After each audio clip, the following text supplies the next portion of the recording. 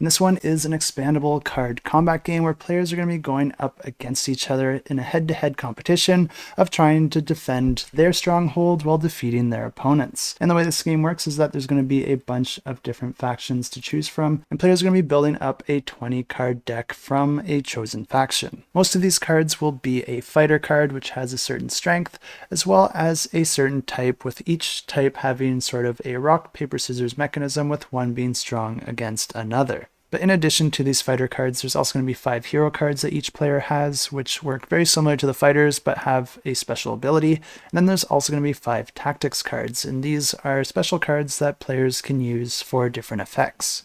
But after players have each built up their deck of 20 cards, you're going to be putting it on your side of the board on top of your stronghold. And these cards are important to protect your stronghold, because if an enemy card ever gets adjacent to your stronghold at the start of your turn, then you lose the game.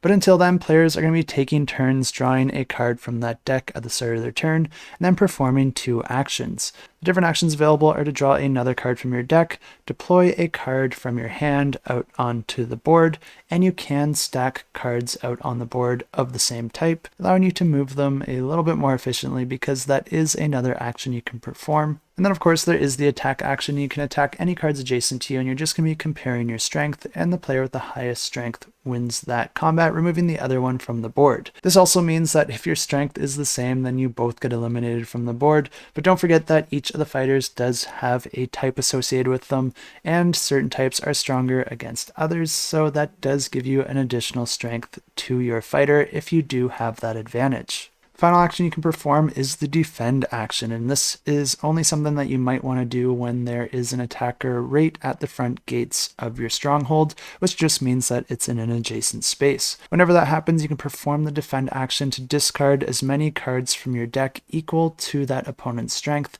in order to instantly defeat them. This is generally a good thing, because every time you start your turn with an enemy adjacent to your stronghold, you're going to have to discard one of the cards on top of your deck, which will cause you to go through your cards a lot faster. And if that enemy is still there once your stronghold is revealed at the start of one of your turns, then you instantly lose the game. But of course, performing that defend action also does cause you to go through your deck a little bit faster, so you do have to weigh the pros and cons of that, and if you think you might have a fighter that can take them out without you doing that. And the game continues like this until one of the player's strongholds is defeated, and then the other player wins the game. And this game looks like a lot of fun. I think it's going to be offering you a lot of depth to complexity, because it looks like there's a lot of strategy here without a whole lot of rules overhead, which is always something I'm a big fan of. And if that sounds interesting to you, you can check it out. I'll have links to the campaign in the description below.